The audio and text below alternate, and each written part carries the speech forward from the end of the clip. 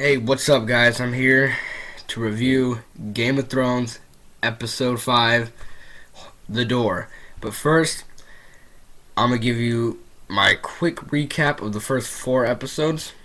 The reason why I didn't review them is because I spent most of this time catching up with Game of Thrones, and I have to say, I love this show. It's probably my second favorite show of all time now. But now, let's get to my quick initial thoughts of Episode 1, The Red One. Look, I like tits just as much as the next guy, but there's a limit, and there's a line that is crossed when it comes to tits that I want to see. And the Red Woman's were not the tits I wanted to see. Now, Episode 2, let's get to those. Get to that.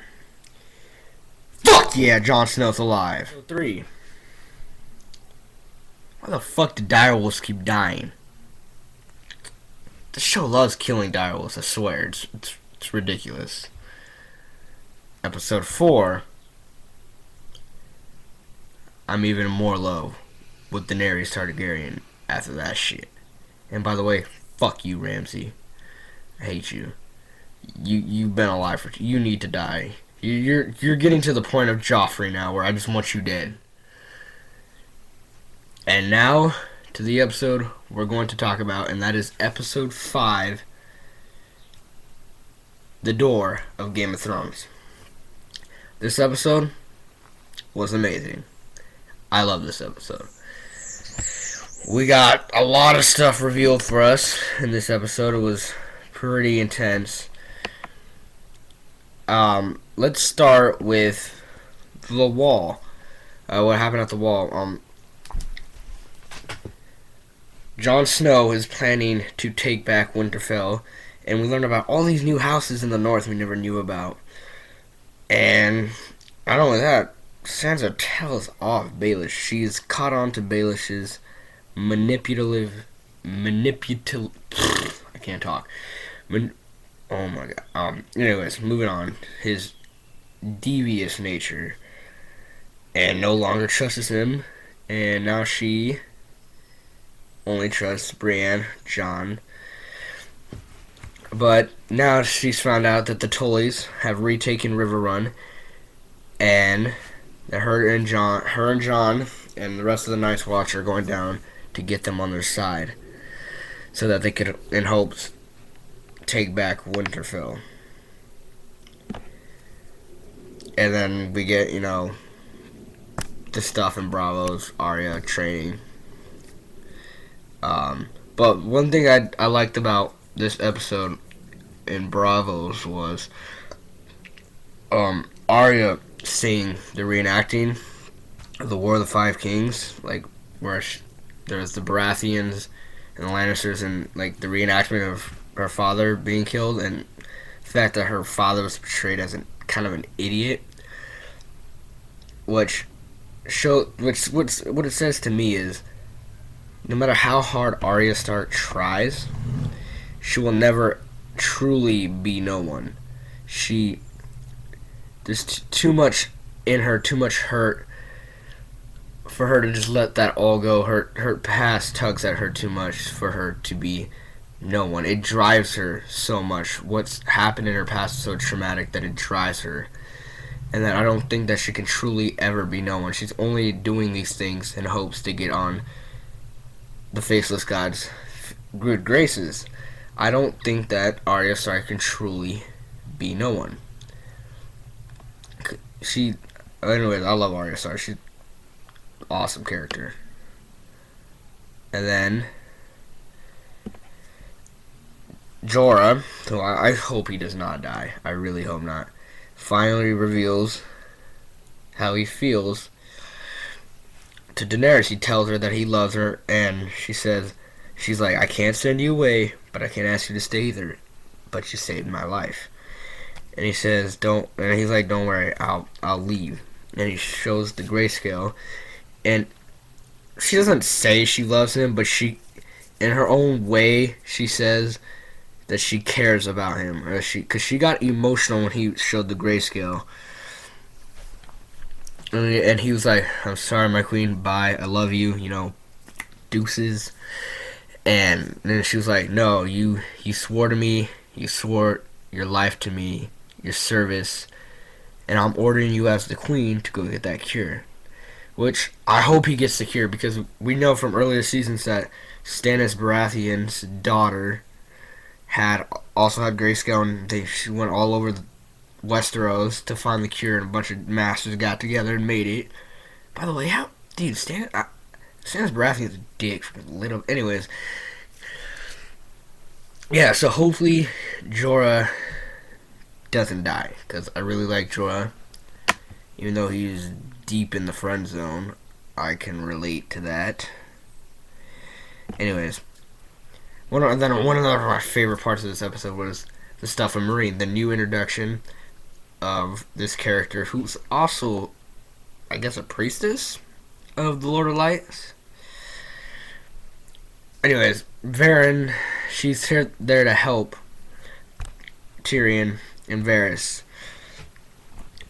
But something that Varys is usually very cunning and smart, and he talks down to people, and he's basically a warrior with words. And this chick totally shuts him down. She's like, he didn't say anything. I've never seen Varys get punked like that. Like, he points out, like, Stannis was the prince, and look what happened there. And this woman's promises that Daenerys is actually the chosen. I didn't think she said the chosen one, but it's something. Basically, it's a chosen one. And Varys counterpoints that, and he's like, "Yeah," but then she calls out this past when he had his junk cut off, thrown into a fire, and she's like, "What did you see in the fire?" And he shut up so quick. But I like this chick, and she seems to be more devout and serious. I mean, she seems kind of above Melisandre. She's kind of a broken woman, right? Even after helping Jon Snow out, she doesn't trust her own fate anymore after Stannis Baratheon failed last season to win. He lost twice, which was pointed out by Varys. And then the Iron Islands, we have, which I forgot to mention in other episodes,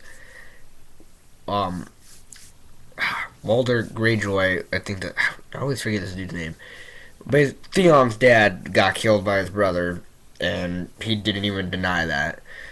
So they're basically trying to decide who's going to take the Salt Throne. And this crowd is, I don't know, this crowd, the Ironborns they're weird. Like, literally, they kept changing sides. Like, they're like, this dude gave a speech, he's like, "Ugh!" And then this dude gave a speech, like, "Ugh!" And then she gave a speech, and they're like, "Ugh!" But they still end up choosing the guy who just killed their previous leader, which was ridiculous. I don't know why they did that.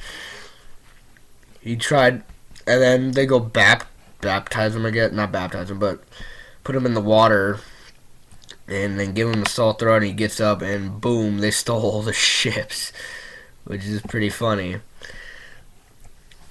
No, I thought it was funny. It's not really funny, but it's pretty badass. But this guy's plan is crazy. He wants to take control of the throne, build the greatest fleet, take it to the fleet, or take it to Daenerys Targaryen, give her the boats if he marries her and helps her take back Westeros with her army and dragon and the Ironborn's fleet. But Theon and Yara steal a lot of their ships and a lot of their men. And Euron, which I think is the brother's name, decides to go kill them and build a fleet of 1,000 ships, which I don't know how they're going to do that. That's a shit ton of ships, and it's not exactly, they don't exactly have modern technology. But let's get to the real highlight of this episode, which was the stuff with Bran, Hodor, and that one, I don't know, I can't remember a name to save my life. Anyways, we find out how basically the the White Walkers were born, and the children of the forest were responsible for it because they wanted to make a weapon to defend themselves against humans, that mankind. They were fearful of mankind, and it backfired, and they made the White Walkers. Basically, the children of the forest put a dragonglass dagger into what appeared to be somebody they had captured, and they think it was possibly one of the original Night Kings. I think that's what it was. Anyways, and then they become a White Walker. And that's how it happened. But we also find out things about Hodor. We find that Hodor is actually hold the door, and it just eventually meshed together, and it became Hodor. Basically, Bran was in this vision, and Bran was in a vision. Before he got in that vision, though, he crawled over and grabbed the tree branch, and then he went into the vision. In this vision, he saw the army of the dead, and he walked up where there was the 4 White Walkers on horses, and then the White Walkers saw him. Notice he touched him, and then by touching him, they found out where they were. And then comes the action sequence that was phenomenal. And they're running, escaping the army of the dead. Whoa! And they kill another direwolf, by the way. Ridiculous. The direwolf gave up his life. The children of the forest gave up their lives just so that they could escape. Max Van Sydow, Force Awakens, he died. Killed by the White Walker. And then Bran, he doesn't snap out of it, but he takes control of Hodor from inside the vision, and Hodor helps them escape. And then the last children of the forest dies, and they get out. And Bran's still in his vision thing while he's being carried out. And then that's where we find out about Hodor.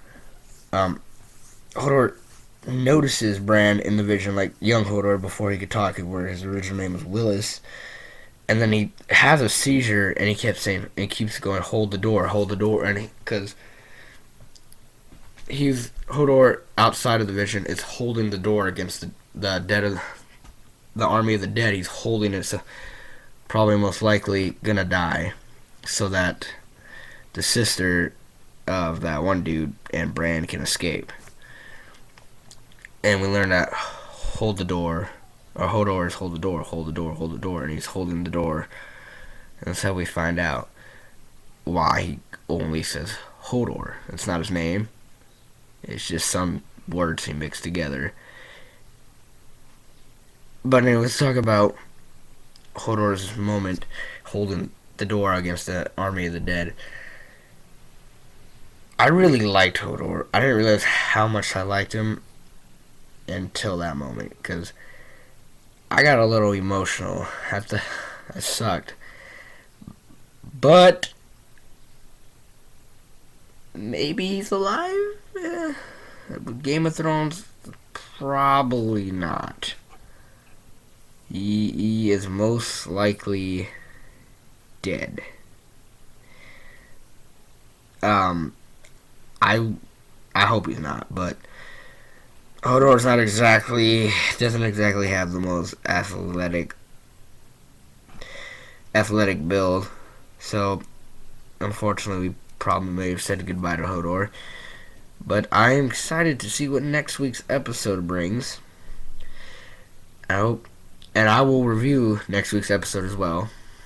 So, closing thoughts. Love this week's episode. 9.5 out of 10. And yeah, great episode. Great action sequence. Great stuff from Meereen, Dothraki. All that good stuff. Anyways, see you probably Saturday with an X-Men Apocalypse review and a Nice Guys review, because I'm going to be seeing those back to back. And then Sunday should be a Game of Thrones review. So, peace out, guys. See you later.